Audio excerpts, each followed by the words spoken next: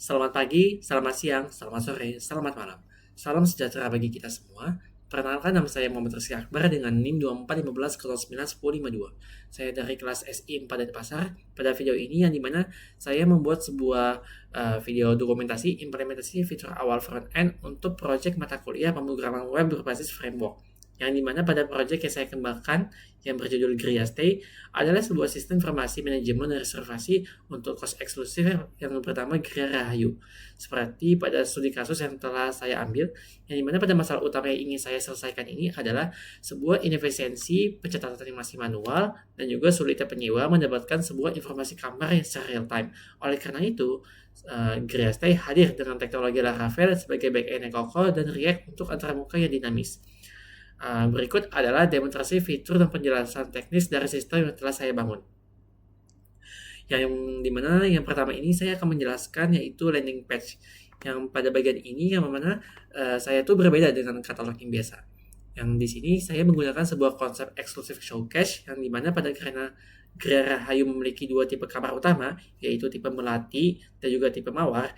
Jadi saya menyajikan sebuah dalam kartu besar yang membandingkan sebuah fasilitas secara langsung dengan tujuannya agar calon penyewa atau pengguna mendapatkan sebuah kesan premium dan informasi yang jelas sejak awal. Jadi di sini saya izin menampilkan tampilan landing page-nya, yang mana di sini ada menu home, lalu ada about, lalu ada bagian katalog, yang dimana ini adalah bagian card dari tipe melati dan juga card bagian tipe mawar. Jadi untuk tipe melati ini adalah tipe kamera yang standar dan tipe mawar ini adalah tipe kamera eksklusif atau yang lebih high class. Lalu pada bagian akhir ini adalah bagian help desk, yang dimana ketika teman-teman atau pengguna ingin langsung bertanya kepada admin, bisa langsung ke cek bagian chat, lalu apabila ada keluhan atau lapor masalah, teman-teman bisa ke bagian support center. Lanjut di sini saya akan membahas yang kedua yaitu autentikasi atau loginnya. Yang dimana pada bagian halaman login ini antarmuka ini dirancang minimalis. Yang dimana pada sistem ini menggunakan sebuah fitur keamanan dari Laravel untuk melakukan memvalidasi peran pengguna. Jadi sekarang saya akan coba masuk ke bagian atau login ke sisi pengguna dulu ya. Jadi di sini kita masuk ke email saya. Sini kita masukkan passwordnya.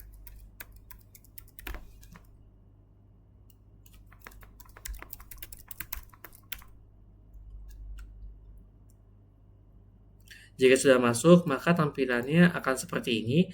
Lalu di sini kita bisa cek langsung kepada bagian dashboard. Nah, pada bagian dashboard ini terdiri dari 3 fitur, yaitu ada support center, ada billing and finance, dan juga unit overview. Di sini kita coba cek terlebih dahulu pada bagian support center, yang dimana teman-teman di sini bisa nih untuk memberikan lapor keluhan dan juga masalah kepada admin, yang mana nanti admin akan baca dan akan memberikan status progres ya. Lalu selanjutnya di sini ada bill and finance, yang dimana teman-teman bisa mengecek nih setelah teman-teman melakukan pembayaran, untuk status pembayaran ini apakah sudah lunas, apakah pending, menunggu, apakah violate atau gagal.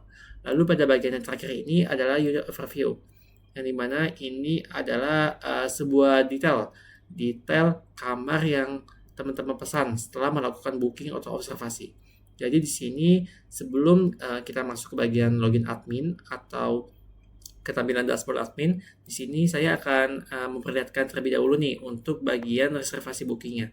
Yang mana pada bagian reservasi booking ini teman-teman bisa klik booking pada tipe kamera yang teman inginkan, lalu pilih durasi sewanya mau berapa bulan, lalu teman-teman bisa nih langsung cari tanggalnya, bisa tanggal 1 bulan 4. Lalu teman-teman bisa klik next. Di sini teman-teman tinggal masukkan misalnya namanya Abai. Lalu di sini emailnya sudah sesuai dengan tadi data login. Lalu di sini kita masukkan misalnya nomor teleponnya 081999. Oke, lalu di sini confirm. Nah, di sini teman-teman tinggal mengirimkan bukti pembayaran. Baik.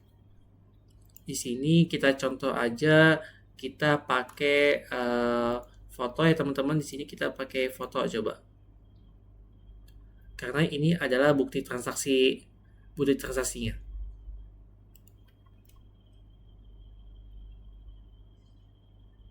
Nah, Apabila sudah di sini, maka di sini akan masuk nih informasi tentang teman-teman sudah membayar reservasi kosnya. Lalu di sini kita coba logout terlebih dahulu.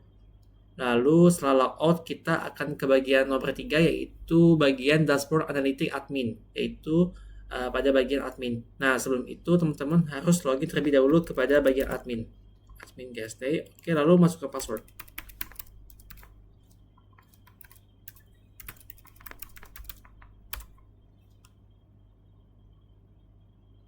Nah, pada bagian admin maksud saya, maaf. Nah, ini akan terlihat nih dashboard analytics operational overview-nya. Ya, di mana sini terdiri dari ada capacity index, ada OpEx cost-nya, lalu ada pending ticket, active ticket, resolve ticket, system health-nya, hingga recent activity-nya. Yang dimana terdiri dari 3 hingga 4 fitur, yaitu ada bagian financial, rooms, dan juga help desk. Nah, jadi ini adalah bagian dashboard analitik ya. Lalu yang keempat ini adalah bagian manajemen data utama. Jadi pada bagian manajemen data utama ini yang dimana di sini teman-teman bisa memantau nih bagian kamar yang sudah terbooking dan bagaimana data kamar yang sudah diinput oleh admin. Jadi ntar dari sisi pengguna nih akan melihat nih mana saja kamar yang tersedia dan juga yang tidak tersedia. Jadi di sini ini bagian-bagian manajemen data utama. Lalu pada bagian form tambah atau edit dan yang bagian kelima nih, yang dimana pada bagian ini tuh teman-teman bisa lakukan, yaitu teman-teman bisa klik register new unit, lalu masukkan misalnya nomor 12, lalu tipenya misalnya kita masukkan tipe melatih kamar. Lalu di sini atas nama Abai misal. Nah, teman-teman tinggal deploy new suite, nanti secara otomatis akan terintegrasi nih ke bagian form tambah atau edit datanya. Nah, di sini sudah masuk ya teman-teman. Oke. Setelah itu di sini yang terakhir ada fitur finance dan juga help desk. Yang mana fitur finance ini adalah akan mengecek keuangannya. Apakah uang yang tadi atas nama Abah ini sudah masuk atau belum. Nah, di sini kita bisa lihat pada bagian bulan April ini, nah yang dimana ini sudah terbooking di sini 1,5 juta sudah masuk kepada rekening kita. Nah, di sini teman-teman bisa memberi tanda atau status, yaitu misal di sini kita verified atau kita accept. Jadi di sini kita bilang pembayaran berhasil. Maka secara otomatis nanti di bagian sisi pengguna nanti akan mendapatkan notifikasi bahwa pembayarannya sudah berhasil dan bisa masuk ke kamar. Lalu pada bagian helpdesk ini adalah bagian lapor keluhan, yang dimana ketika dari sisi pengguna mempunyai sebuah laporan atau keluhan, nah nanti akan tersampaikan di sini. Nanti pada bagian sisi admin akan mengecek dan juga memberikan status apakah permasalahan tersebut sedang dilakukan atau menunggu. Nah, kurang lebih seperti itu terkait untuk fiturnya. Lalu di sini saya akan menjelaskan terkait tentang penjelasan struktur teknisnya. Nah, yang dimana yang pertama ini adalah pada bagian file atau folder penting dan struktur halamannya. Jadi pertama ini terkait file atau folder penting, seluruh struktur halaman front-end dan proyek ini tuh tersimpan di dalam direktori research.js page. Dengan memusatkan file di sini, tata letak project lebih rapi dan mudah dikelola. Jadi di sini kita coba dulu, di sini kita cek pada bagian research. Lalu di sini kita cek di bagian JS. Nah, di sini kita contoh ambil di bagian kita ambil di bagian page, lalu kita cek coba di bagian dashboard. Nah, kurang lebih ini adalah bagian untuk file folder penting dan struktur halamannya teman-teman. Yang dimana saya ambil contoh pada bagian dashboard.jsx. Kurang lebih seperti ini untuk bagian tampilannya. Lalu yang kedua adalah bagian komponen React utama. Yang dimana pada sebagai contoh ini adalah salah satu komponen React utama yang saya gunakan dalam file ini yang terbuka untuk membangun sebuah menggunakan komponen berbasis fungsi atau fungsional komponen.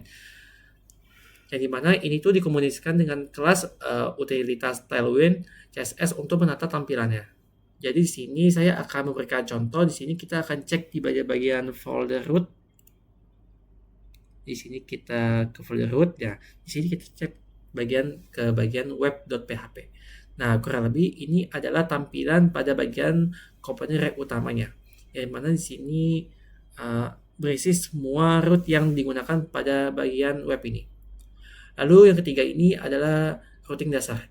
Jadi yang ini tuh untuk mengatur sebuah alur navigasi antar halaman, yang dimana ini tuh sebagai mengkonfigurasi routing dasar pada file root web PHP. Jadi di sisi Laravel. Nah, jadi pada file ini memetakan setiap alamat URL yang diketik pengguna ke pengontrol atau controller yang tepat. Jadi di sini kita contoh cek pada bagian app, yang mana di sini kita cek pada bagian HTTP, lalu di sini kita cek pada bagian controller. Nah, di sini terdapat di sini kita ambil contoh controller ya. Nah, kurang lebih ini adalah bagian contoh pada routing dasar ya. Lalu di sini yang terakhir itu adalah integrasi front-end dan Laravel. Jadi mengenai bentuk integrasi front-end dan di dalam proyek Laravel ini, proyek ini tuh tidak menggunakan sebuah antarmuka blade konvensional, melainkan menggunakan Internasia.js sebagai penghubungnya. Seperti yang terlihat pada controller ini, sistem mengembalikan respon berupa inertia render.